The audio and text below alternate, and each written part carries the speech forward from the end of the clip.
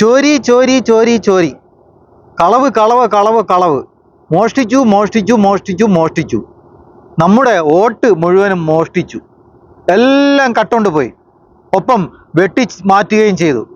ഇതാ ഇപ്പോൾ വീണ്ടും രാഹുൽ ഗാന്ധി രണ്ടാമത്തെ ബോംബുമായി വന്നിരിക്കുന്നു, രണ്ടാമത്തെ എപ്പിസോഡുമായി അദ്ദേഹം വന്നിരിക്കുന്നു. രാജ്യത്തെ ഞെട്ടിച്ചുകൊണ്ട് അദ്ദേഹം വീണ്ടും ചില കാര്യങ്ങൾ വെളിപ്പെടുത്തി.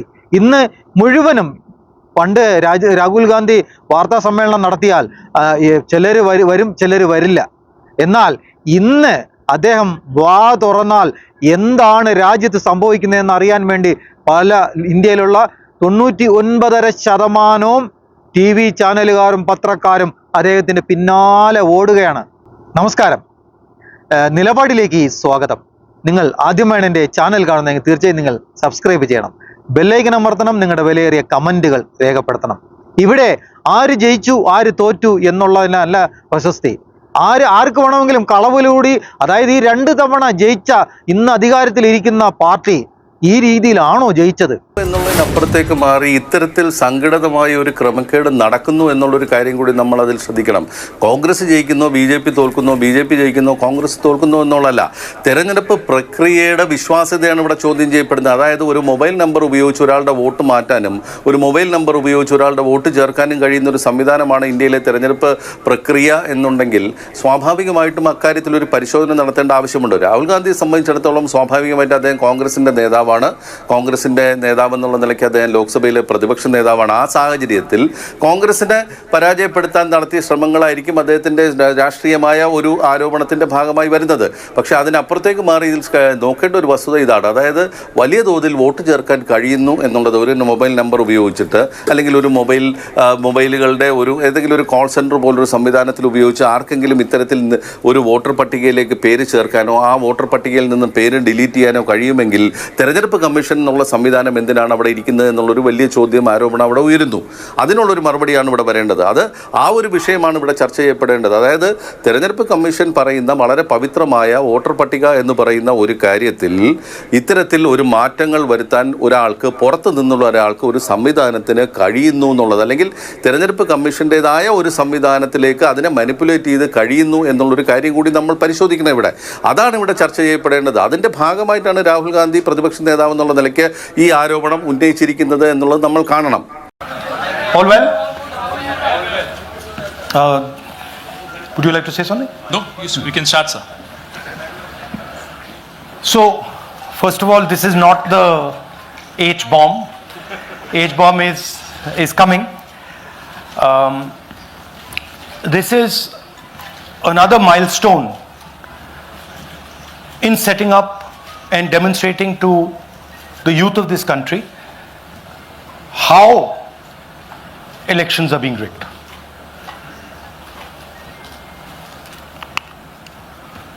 So I'm going to make a claim here, very strong claim,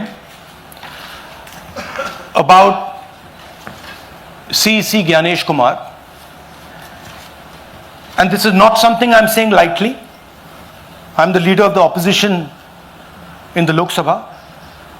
This is something I'm saying after solid proof that I'm going to show you, the youth of India, the people of India today.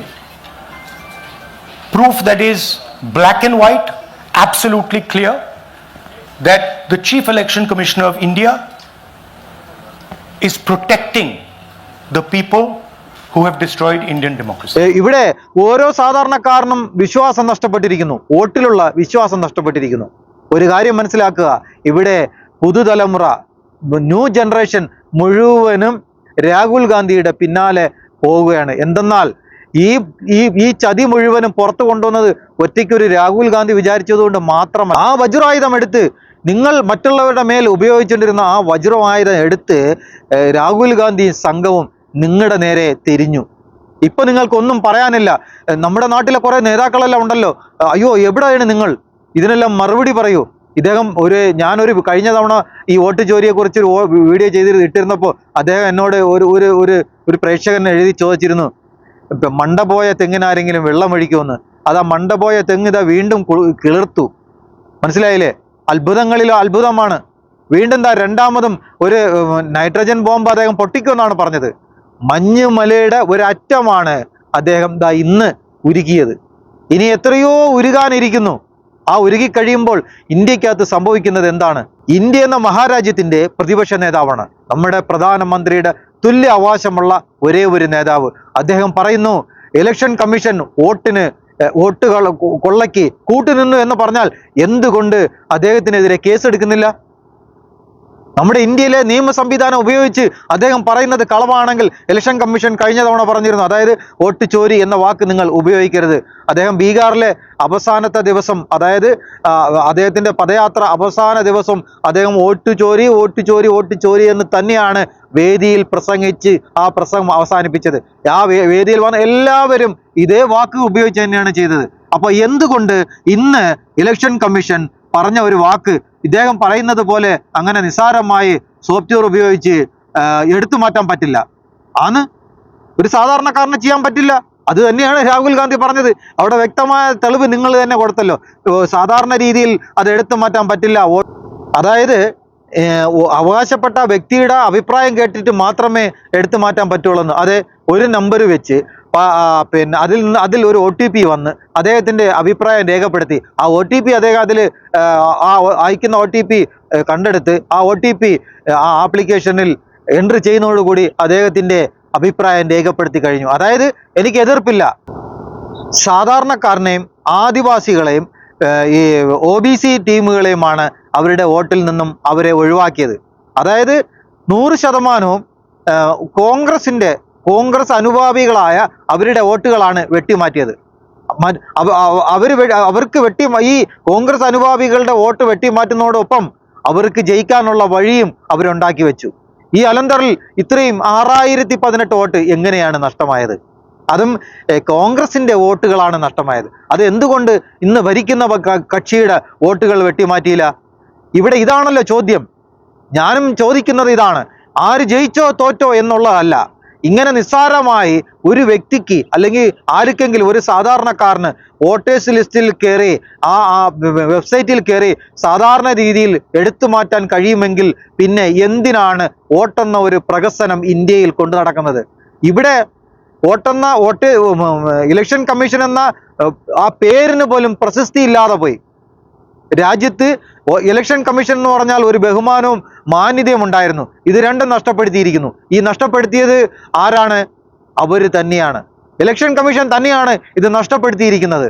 അതിന് വഴിയൊരുക്കിയതോ, അതായത് പെരുങ്കള്ളനാണ് ഇതിനൊപ്പം നിൽക്കുന്നതെന്ന് പുറത്തു കൊണ്ടുവന്ന രാജ്യത്തിന്റെ ഒരേ ഒരു നേതാവ് അത് രാഹുൽ ഗാന്ധിയാണ്. അദ്ദേഹത്തിന്റെ ചോദ്യങ്ങൾക്ക് നിങ്ങൾ മറുപടി പറയൂ.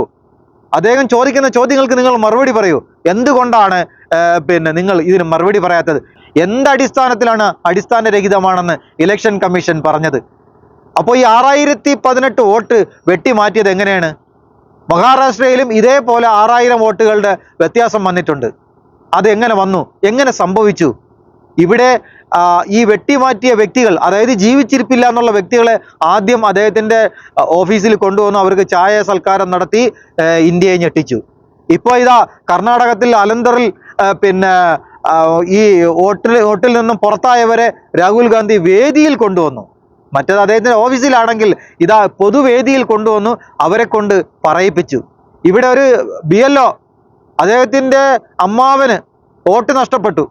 ഇത് അന്വേഷിച്ചപ്പോൾ അദ്ദേഹത്തിന്റെ ശ്രദ്ധയിൽപ്പെട്ടതിന്റെ ഒറ്റ കാരണം കൊണ്ടാണ് ഈ കളവ് ഇന്ന് പുറത്തു വന്നിരിക്കുന്നത്. ഇല്ലെങ്കിൽ ഈ കളവ് പുറത്തു വരില്ല. അദ്ദേഹം മറ്റേതെങ്കിലും വഴി കൂടി വരുമായിരുന്നു.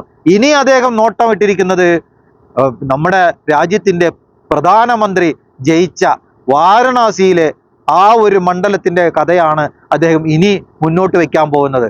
വലിയ വലിയ പ്രശ്നങ്ങൾ, വലിയ കോലാഹലങ്ങൾ ഇന്ത്യയിൽ സംഭവിക്കാൻ പോകുന്നു. ഞാൻ ചോദിക്കട്ടെ, ഇദ്ദേഹം ഈ വോട്ട് ചോരി എന്ന് പറഞ്ഞ ഒരു സാധാരണ കൂലിപ്പണിക്കാരനാണോ? ഇവിടെ ഇലക്ഷൻ കമ്മീഷൻ, ഞാൻ സാധാരണ കൂലിപ്പണിക്കാരനെന്ന് പറഞ്ഞ അദ്ദേഹത്തിന് അവരെ അങ്ങനെ ആക്ഷേപിച്ചതല്ല. കാരണം അവരെയൊക്കെ ആണല്ലോ വളരെ താഴ്ന്ന കടയിൽപ്പെട്ടവരെന്ന് വിചാരിക്കുന്നത് അല്ലെങ്കിൽ പറയുന്നത്. ഇവിടെ രാജ്യത്തിന്റെ പ്രധാനമന്ത്രിയോളം പദവി ഉള്ള ഒരു വ്യക്തിയാണ് രാജ്യത്തിന്റെ പ്രതിപക്ഷ നേതാവ്. ഒരു സാധാരണക്കാരനാണോ ഇങ്ങനെ പബ്ലിക്കിൽ വന്ന് നിന്ന് ഈ രീതിയിൽ വിളിച്ചു പറയുന്നത്? എന്തുകൊണ്ട് അദ്ദേഹത്തിന്റെ മീറ്റിംഗ് നിങ്ങൾക്ക് തടസ്സപ്പെടുത്തി കഴിഞ്ഞില്ല? പോലീസിനെ ഉപയോഗിച്ച് അനധികൃതമായി നടത്തുന്ന ഈ വാർത്താ സമ്മേളനം നടത്താൻ കഴിയില്ല എന്ന് പറയാമായിരുന്നില്ലേ? ഈ വാർത്താ സമ്മേളനം തടസ്സപ്പെടുത്താൻ കഴിയുമായിരുന്നില്ലേ? എന്തുകൊണ്ട് തടസ്സപ്പെടുത്തിയില്ല?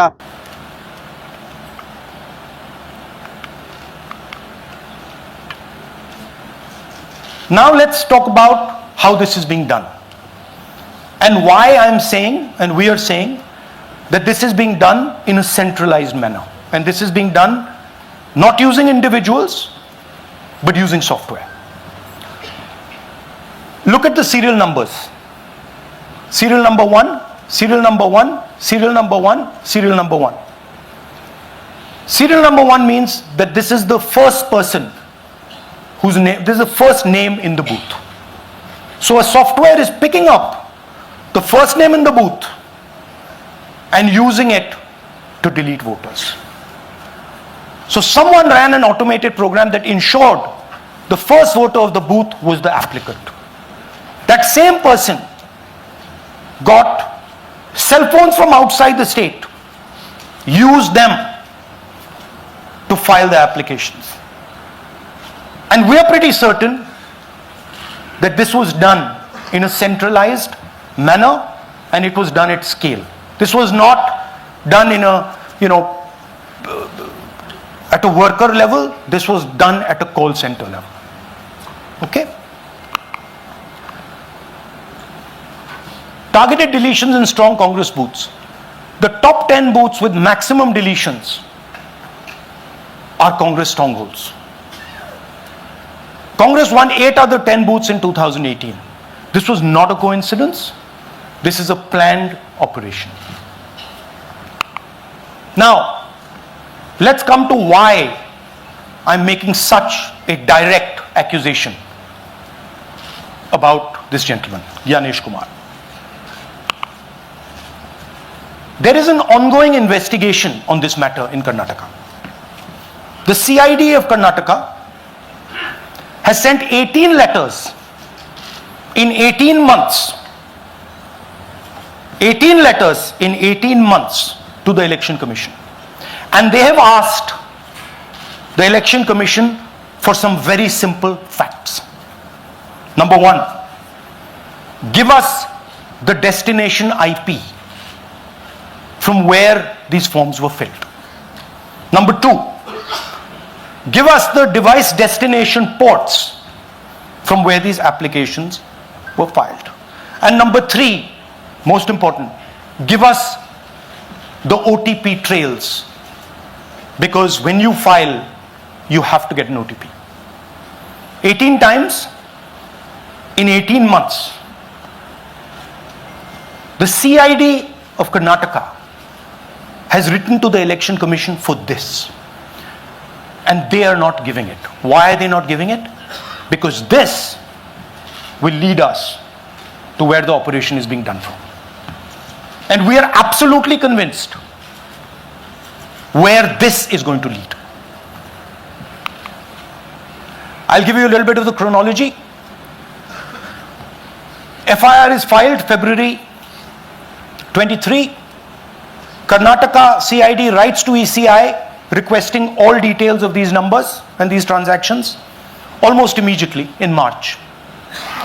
In August, EC gives a reply, doesn't fulfill any of the demands, and doesn't give us the information.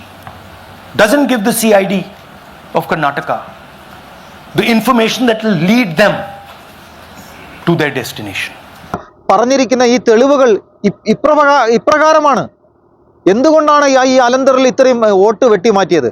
എന്തുകൊണ്ടാണ് ഒരു സാധാരണക്കാരന് സൈറ്റിൽ കയറി ഈ വോട്ട് മാറ്റിയെടുക്കാൻ കഴിയുന്നത്? ഒരു ഫോൺ നമ്പർ ഉപയോഗിച്ച് ഒരു OTP എടുത്ത് വോട്ടേഴ്സ് ലിസ്റ്റിൽ നിന്നും. പിന്നെ ഒരു കാര്യം ചോദിക്കാനുള്ളത്, ഈ വോട്ട് മാറ്റാൻ ഉദ്ദേശിച്ച വ്യക്തി, അതായത് എനിക്ക് വോട്ട് വേണ്ട എന്ന് പറയാൻ ഉദ്ദേശിച്ച വ്യക്തി ഉറക്കത്തിലായിരുന്നോ? അദ്ദേഹം ഉണർന്നപ്പോൾ ഇന്ത്യയിലെ സമയം വെളുപ്പിന് 4 മണി. അപ്പോഴിട്ട് അങ്ങനെ എഴുന്നേറ്റ് ഇന്റർനെറ്റിൽ കൂടി അദ്ദേഹത്തിൻ്റെ വോട്ട് അദ്ദേഹം ഡിലീറ്റ് ചെയ്തു. അതൊരു വല്ലാത്ത സംഭവമാണല്ലോ. ഇലക്ഷൻ കമ്മീഷൻ പറയുന്ന രീതിയിലാണെങ്കിൽ അദ്ദേഹം ചെയ്തത് വളരെ തെറ്റല്ലേ, നിയമവിരുദ്ധമല്ലേ അദ്ദേഹം അങ്ങനെ ചെയ്തത്? അല്ലെങ്കിൽ ഇലക്ഷൻ കമ്മീഷന്റെ ഓഫീസിൽ ഈ വെളുപ്പിന് ഇന്ത്യൻ സമയം 4 AM ആരുണ്ടായിരുന്നു? ഈ ഓഫീസിൽ ആരാണ് ഉണ്ടായിരുന്നത്? അവർ എങ്ങനെയാണ് ഇത് ഈ ഒരു ഫോൺ നമ്പർ ഉപയോഗിച്ച് ഈ ഒരു OTP കൊടുക്കുകയും ആ OTP അദ്ദേഹം എൻട്രി ചെയ്യുകയും ആ വോട്ടുകൾ ഡിലീറ്റ് ചെയ്യുകയും എങ്ങനെ ചെയ്തു? അപ്പോൾ 24 hours പ്രവർത്തിക്കുന്ന സ്ഥാപനമാണോ നമ്മുടെ ഇലക്ഷൻ കമ്മീഷന്റെ ഓഫീസ്? രാത്രിയിൽ പോകുന്ന പരിപാടിയൊന്നും ഇല്ലേ? അതോ 24 മണിക്കൂർ ഇങ്ങനെ വോട്ടിൽ ഇത് അതിനുവേണ്ടി പ്രത്യേക ഒരു ഗ്യാങ് തന്നെ ഉണ്ട് എന്നാണ് രാഹുൽ ഗാന്ധി പറയുന്നത്. ഈ ആരോപണങ്ങളെല്ലാം നിങ്ങൾ അക്ഷരം പ്രതി നിഷേധിക്കണം. ഇന്ന് ഇന്ത്യയിലെ ഒട്ടുമിക്ക ചാനലുകളും ചർച്ച ചെയ്യുന്ന ഏക വിഷയം, എന്ത് വിഷയം ഉണ്ടെങ്കിലും ശരി, ഇന്ന് ഇന്ത്യയിൽ ചർച്ച ചെയ്യുന്ന ഏറ്റവും വലിയ വിഷയം ഇതായിരിക്കും. ചോരി ചോരി ചോരി ചോരി ബാർ ബാർ ക്യൂ ബോൾ रहे, बार बार क्यों बोल रहे? ऐसा बोलने का था भाई साहब, इंडिया में वोट चोरी किया, पूरा वोट चोरी किया, कट किया. कैसा होता है? 6,018 वोट कैसा चोरी किया? वो कर्नाटक में, अलंदर में, महाराष्ट्र में कैसा आता है रे? कैसा आया? एक आदमी सो के सुबह 4 बजे उठ के वो कंप्यूटर में निकाल के पूरा मेरा वोट नहीं चाहिए इसलिए पूरा डिलीट किया. क्या नाटक है ये? नाटक है ना, बहुत नाटक है. वो नहीं चाहिए भैया, नहीं चलेगा. इंडिया, वो भाइयों बहनों, इंडिया में तुम सोचने का, चोरी करके आदमी लोग आता है, दूसरा बार नहीं करने का. वोट विश्वास है, वोट विश्वास है, तुम लोग विश्वास करके वोट डालने का. മനസ്സിലായില്ലേ? രാഹുൽ ഗാന്ധി പുറത്തു കൊണ്ടുവന്ന ഈ കളവ് എല്ലാവരും ശ്രദ്ധിക്കണം. ഇന്ത്യയിലുള്ള ഓരോ മനുഷ്യനും ശ്രദ്ധിക്കണം. ശ്രദ്ധിച്ചാൽ നിങ്ങൾ ചെയ്യുന്ന വോട്ട് കൃത്യസ്ഥലത്ത് ആയോ, കൃത്യം നിങ്ങൾ വിശ്വസിക്കുന്ന പാർട്ടിക്കാണോ ആ വോട്ട് എന്ന് നിങ്ങൾ വിലയിരുത്തണം. ഓരോ തവണയും ഇനിയുള്ള കാലം ഇതാണ് ഇന്ത്യയിൽ സംഭവിക്കാൻ പോകുന്നത്. നാം ചെയ്യുന്ന വോട്ടിന് ഒരു വിശ്വസ്തതയുമില്ല. നമ്മൾ എങ്ങനെ വിശ്വസിച്ച് വോട്ട് ചെയ്യും? ഞാൻ ചെയ്ത വോട്ട് ഞാൻ വിശ്വസിക്കുന്ന പാർട്ടിക്കാണെന്ന് എങ്ങനെയാണ് വിശ്വസിക്കുന്നത്? ഇവിടെ ഒരു സാധാരണക്കാരനല്ലല്ലോ വന്ന് പറഞ്ഞത്, സാധാരണക്കാരനാണ്. 2029 ഇലക്ഷൻ വരുമ്പോൾ പറഞ്ഞു കഴിഞ്ഞു. അതായത് ശിവകുമാർ, കർണാടകത്തിന്റെ ഉപമുഖ്യമന്ത്രി പറഞ്ഞു കഴിഞ്ഞു. തമിഴ്നാടിന്റെ മുഖ്യമന്ത്രി സ്റ്റാലിൻ പറഞ്ഞു കഴിഞ്ഞു. ബീഹാറിലും ഇത് ആവർത്തിച്ചു കഴിഞ്ഞു. അടുത്ത പ്രൈം മിനിസ്റ്റർ മിസ്റ്റർ രാഹുൽ ഗാന്ധിയാണ്. അത് സംഭവിക്കും. രാജ്യത്ത് അത് സംഭവിക്കും. കാരണം കളവില്ലാതെ സത്യസന്ധമായി ജനാധിപത്യം പുലരണമെങ്കിൽ വിശ്വസ്തനായ ഒരു വ്യക്തി വരണം. കളവും ചതിയും വഞ്ചനയുമില്ലാതെ ജനങ്ങളെ അഹോരാത്രം അവരെ സേവിക്കുന്ന ഒരു നേതാവാണ് രാജ്യത്തിന് ആവശ്യം. തൊഴിലില്ലായ്മ വർദ്ധിക്കുന്നു. വർഷം 15 ലക്ഷം പേർക്ക് തൊഴിൽ നൽകുമെന്ന് പറഞ്ഞ തൊഴിലുകൾ എവിടെ? 10 വർഷം കഴിഞ്ഞു, 11ഉം 12ഉം വർഷമാകാൻ പോകുന്നു. എവിടെ? രാജ്യത്ത് തൊഴിലില്ലായ്മ വർദ്ധിച്ചു വരുന്നതല്ലാതെ വേറെ ഒരു കാര്യവുമില്ല. നിത്യോപയോഗ സാധനങ്ങളുടെ വില വർദ്ധിച്ചു വരുന്നു. ഓരോ സ്ഥലത്തും ചെല്ലുമ്പോൾ ഓരോരോ പ്രഖ്യാപനങ്ങൾ, 30 കോടി 35 കോടി മില്യൺ കോടിയൊക്കെ. അത് പറച്ചിലേ ഉള്ളു. അതായത് ഈ കോടികൾ പ്രഖ്യാപിക്കുന്നതിൻ്റെ അതിൻ്റെ പിന്നാമ്പുറം എന്തെന്നാൽ അടുത്ത വോട്ടിലും ജയിക്കണം, അടുത്ത ഇലക്ഷനും ജയിക്കണം. അതിനുവേണ്ടി എറിയുന്ന ചൂണ്ടയാണ്. അടുത്തൊരു വിഷയമായി വരാം എന്നുള്ള പ്രതീക്ഷയോടുകൂടി നിർത്തുന്നു. എല്ലാവർക്കും നന്ദി, നമസ്കാരം. आप हिंदुस्तान के कॉन्स्टिट्यूशन, हिंदुस्तान के संविधान की हत्या में शामिल हो, हिंदुस्तान के संविधान की रक्षा नहीं कर रहे हो और वोट चोरों की आप मदद कर रहे हो. Thank you. और थोड़ी देर में हम आपको हाइड्रोजन बॉम्ब दिखाने जा रहे हैं. नहीं, आज नहीं, थोड़ी देर में उसकी प्रिपरेशन चल रही है. क्योंकि हम देखिए, मैंने टीम से कहा है कि अगर मैं स्टेज पे जा रहा हूं, ब्लैक एंड व्हाइट प्रूफ नहीं होगा, मैं नहीं जाऊंगा. अगर ब्लैक एंड व्हाइट प्रूफ होगा, जो कोई मतलब उसको निगेट नहीं कर सकता, मैं जाऊंगा. मैं देश के कॉन्स्टिट्यूशन की रक्षा कर रहा हूं, संविधान की रक्षा कर रहा हूं, मैं लोकतंत्र की रक्षा कर रहा हूं, और मैं सच्चाई आपके सामने रख रहा हूं। बहुत बहुत धन्यवाद, नमस्कार, जय हिंद। सर 3 सवाल। पीटीआई से संजीव चोपड़ा। या राहुल जी, दिस साइड। या राहुल जी इधर, हाँ, कहाँ है? To your right. हाँ, हेलो। राहुल जी, आज आपने नया खुलासा किया है कि कैसे वोट चोरी हो रही है। आपने पहले भी महादेवपुरा के बारे में बताया कि कैसे एडिशंस हो रही हैं, अब आपने बताया कैसे डिलीशंस हो रही हैं। लेकिन देखने में ये आ रहा है कि इलेक्शन कमीशन इस पे कोई एक्शन नहीं ले रहा और आगे चल के वो तैयारी कर रहे हैं पूरे देश में एसआईआर लाने की। तो आप इस मुहिम को आगे कहां तक ले जाएंगे और एसआईआर के बारे में क्या करने वाले हैं?